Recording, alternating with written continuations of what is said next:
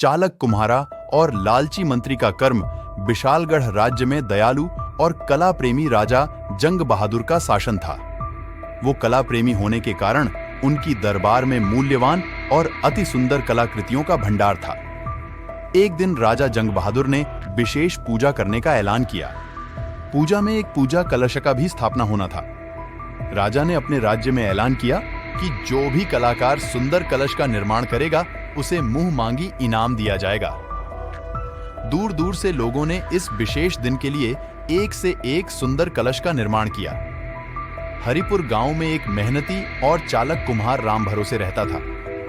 उनकी रचनाएं उनकी सुंदरता और शिल्प कौशल के लिए प्रसिद्ध थी। उनके हाथ जादू की तरह थे, जो साधारण मिट्टी को उत्कृष्ट बर्तनों में आकार देते थे, जो रईसों और आम लोगों के घरों को समान रूप से सजाते थे, जिसके माल की दूर दूर तक मांग थी। उनकी उत्कृष्ट कृति से अधिक मूल्यवान कोई नहीं थी। उसने भी इस पवित्र उत्सव के लिए अपनी मेहनत और कारीगरी से एक उत्कृष्ट कलश का निर्माण किया। राजा जंग बहादुर के दरबार में एक लालची और ईर्ष्यालु मंत्री रहते थे। राजा के मुंह मांगी इनाम ने उसके दिल में ईर्ष्या और महत्वाकांक्षा को जगाया। वह राज दरबार के मुख्य दरवाजे के पास खड़ा हो गया और कलश लेकर आने वाले लोगों से एक शर्त रखी कि जो भी इनाम मिलेगा उसका आधा हिस्सा मंत्री को देना होगा, वरना वह किसी को दरबार में राजा के सामने जाने की इजाजत नहीं देगा। शाही इनाम के वादे से बेबस होकर लोग उन्हें आधा इनाम देने को राजी हो जाता और दरबार में चला जाता। जो लोग उनकी बात को इनकार करता उसे मंत्री सिपाहियों से कहकर बाहर फेंक देता था। मेहनती और चालक कुम्हार भी मंत्री के सामने विवश होकर उसकी नापाक मांगों में सहमत होकर दरबार में गया, यह जानते हुए कि वह अपने राजा को धोखा देने वाला था और अपनी कला के साथ विश्वासघात करने वाला था। प्रस्तुति के दिन एक से एक सुंदर और नायाब कलश राजा के सामने लाया गया। सुंदर सुंदर कलश देख राजा बहुत खुश हुआ। तभी राजा ने राम भरोसे के कलश को देखा। कलश एकदम सुंदर और अलौकिक था, जैसे असंख्य मणिमाणिक्य से निर्माण किया दिव्य कलश हो। राजा जंग बहादुर ने आज तक ऐसा कलश नहीं देखा था। राजा जंग बहादुर ने इसी कलश को अपनी शाही पूजा कलश बनाने का फैसला किया और कुम्हार राम भरोसे को मुंह मांगा इनाम मांगने के लिए कहा। तभी चतुर कुम्हारा राम भरोसे ने लालची मंत्री को सबक सिखाने का फैसला किया और राजा से हाथ जोड़कर बोला, महाराज, मुझे इनाम में 50 कोड़े मारे जाएं। कुम्हारे की बात सुनकर राजा को बड़ा आश्चर्य हुआ। राजा ने कुम्हार से कहा, तुम इनाम में कीमती हीरे जवाहरात या सोने के सिक्के मांग सकते थे, फिर तुमने 50 कोड़े जैसे अजीब इनाम क्यों मांगा? तुम्हारा दिमाग तो ठीक है ना? तभी कुम्हार ने कहा, महाराज, आप मुझे 25 कोड़े ही मारें, बाकी 25 कोड़े मेरे हिस्सेदार को मारें।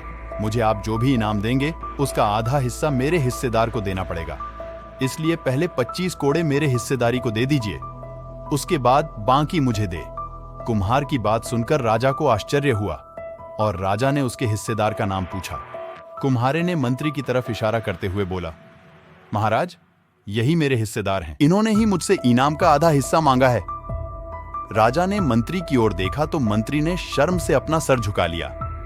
अपनी मंत्री की हरकत से क्रोधित होकर राजा ने आदेश दिया कि इनाम के सारे कोड़े मंत्री को मारा जाए और मेरी तरफ से 50 कोड़े और मारा जाए, अधिक इनाम के तौर पे। सैनिकों ने राजा के आदेश पर लालची मंत्री को 100 कोड़े मारे। लालच उसके पतन का कारण बना। राजा ने मंत्री को उसके लालच के कारण अपने मंत्री पद से हटाया गया और राज्य से बाहर कर दिया और चालक कुम्हारे को बहुत सारा इनाम देकर विदा किया। कहानी ज्यादा लंबी नहीं है, कृपया इसे पूरी देखिएगा। चैनल को सब्सक्राइब करना भूलिएगा नहीं। धन्यवाद। जनकपुर गांव में राजू नाम का एक लड़का रहता था। वह प्रतिदिन मेहनत मजदूरी करके अपना गुजारा चलाता था। हर दिन काम करने के बाद ही उसे रात का खाना नसीब होता था। एक दिन शाम को जल्दी काम खत्म हो गया था, वह घर की ओर लौट रहा था। रास्ते में उसे बहुत ही मीठी सुगंध ने आकर्षित किया। वह अनायास ही उस सुगंध की ओर खींचा चला गया। उसने देखा सामने की तरफ एक मिठाई की दुकान है। साकी हलवाई बड़ी सी कढ़ाई में ताजी ताजी मिठाई बना रहा था। हलवाई ने ताजी बनी गर्मा गर्म मिठाई ट्रे में निकाला और बेचने के लिए सामने रखा। रामू मिठाई की सुगंध में आकर्षित होकर उस दुकान के पास जाकर खड़ा हो गया। उसके पास इतनी पैसे नहीं थे कि मिठाई खरीद सके। जो भी वह दिन भर कमा लेता था, उसी पैसे से उसकी रात का खाना नसीब होता था। इसी कारण वह कुछ देर वहीं खड़ा होकर मिठाई की सुगंध का आनंद लेता रहा। थोड़ी देर वहीं रहकर वह उधर से वापस जाने लगा तो हलवाई ने राजू को रोककर कहा, किधर जा रहे हो? मिठाई के पैसे तो देते जाओ। हलवाई के बात सुनकर राजू अचंभित रह गया और उसने पूछा, भाई साहब, किस बात के पैसे? हलवाई ने कहा, तुम इतनी देर इधर खड़े होकर मेरी मिठाइयों की खुशबू ले रहे थे, ना उसी के पैसे? मेरे दुकान के सामने मेरे हाथों से बने स्वादिष्ट मिठाई की खुशबू लेना भी मिठाई खाने के समान ही है। हलवाई की बात सुनकर राजू सन्न रह गया। राजू भले ही गरीब था, लेकिन होशियार भी था।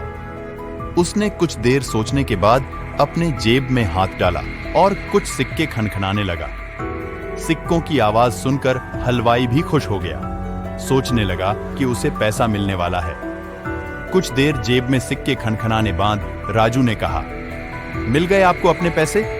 हलवाई ने कहा, मुझसे होशियारी मत करो और चुपचाप मेरे पैसे दे दो।